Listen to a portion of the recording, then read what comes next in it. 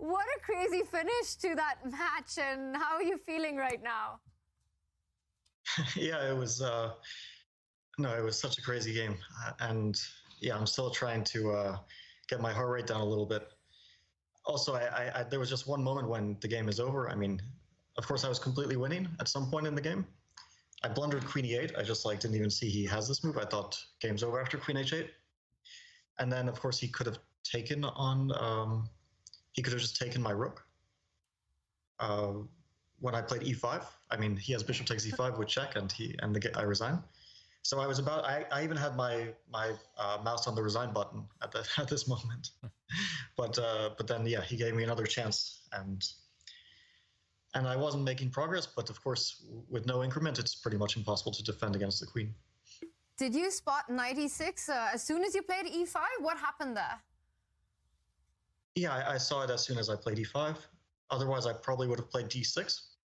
I didn't play D6 because I thought knight B7, rook E7, I win the knight, but he has bishop and pawn, and I'll never win this, most likely.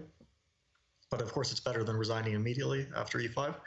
But somehow, yeah, just some, in these games, with these split-second decisions, sometimes a mistake ends up working out for you. So there's always an element of luck. So even though E5 was, of course, a terrible mistake, it probably ended up winning me the game.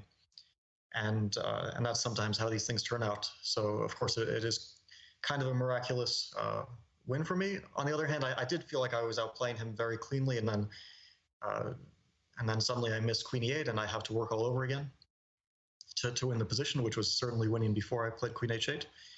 And I have to say that he's very, very resilient. He's really holding on, even in the most difficult situations. So definitely a very, very tough opponent. And Fabiano, this is the Generation Cup. What do you make of 16-year-old Denis Lazovic's chances of making it to the very top of world chess? Yeah, I'm not too familiar with his play. I do think he's very impressive, but it's only really based off of this match that I have some experience with him. So maybe it's too early to say in general, and also I probably wouldn't be the best person to ask, but certainly he has a bright future.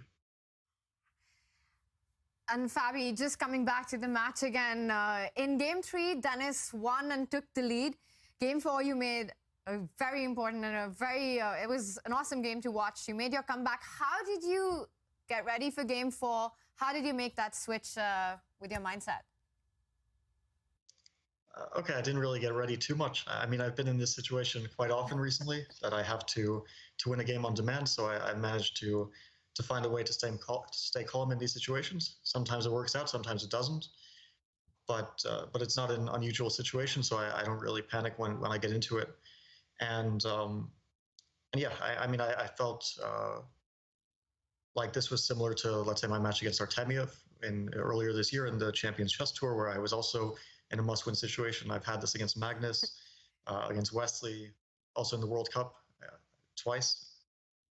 Twice against Prague when I didn't manage, and also against in the last match I played. I did kind of manage against the Basov in a classical game. So it's 50-50. Sometimes you manage, sometimes you don't. And Fabiano, as far as I can work out, I think you've played maybe the most games out of anyone in world chess over the last month. How are your energy levels feeling? Well, I don't know, because there's this other player called Hans Niemann who plays pretty much every single day, and sometimes he plays more than 30 games a month. So I'm not sure I'm catching up quite to him, but I have been really active recently, and yeah, okay, my energy levels are a bit up and down. After the World Cup, they were pretty much at the bottom, and I was traveling yesterday, so I got back around 7 p.m. and I played 10 a.m. my time this morning. So at least I had a little bit of time to sleep. I managed to sleep like 10 hours, which was unusual when you're jet lagged. So I wasn't feeling too tired or anything, but of course it is nice I am looking forward to getting some rest whenever I do get it. And Fabi, speaking of Hans, with Chess.com's statement about him coming back into competitive play, and I know that this is a topic that you have covered on your C-Squared podcast. Just wanted to get your views and thoughts on perhaps even seeing him in the Champions Chess Tour. Yeah, I'm looking forward to playing Hans again. I haven't played him since the U.S. Championship, and we were playing quite a bit online in the Rapid Chess Championship when it was happening last year, and in Title Tuesday and so on. So personally, I'm happy to see him back. I don't really know the details of what went down, but yeah, I think it's good for chess overall when, in general, when all the most interesting and also strongest players in the world are playing. It's really nice to hear. And Fabi, we are getting a confirmation that you are playing Magnus tomorrow in the winners semi-final. So looking ahead at that match, your thoughts? Well, I'm happy to be there because, of course, I could have been in the losers bracket after this match very, very easily. So I'm happy to be playing Magnus again. And it's sort of like, I think I've usually managed up in Magnus's side of the bracket.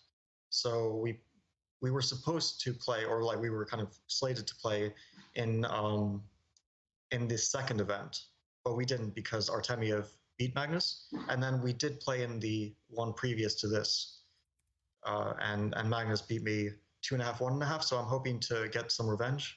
Of course, I don't expect it to be easy. Of course, playing Magnus is always a colossal struggle, but hopefully I'll be up to the task. We're really excited about the matchup as well. Fabi, we wish you all the best. And once again, a big congratulations, not just for today, but also for your amazing performance, month-long, qualifying for the candidates, third at the World Cup, and of course in Dusseldorf. What a run you had. It's been awesome to watch you play. Thank you, Tanya. Fabiano Caruana will be taking on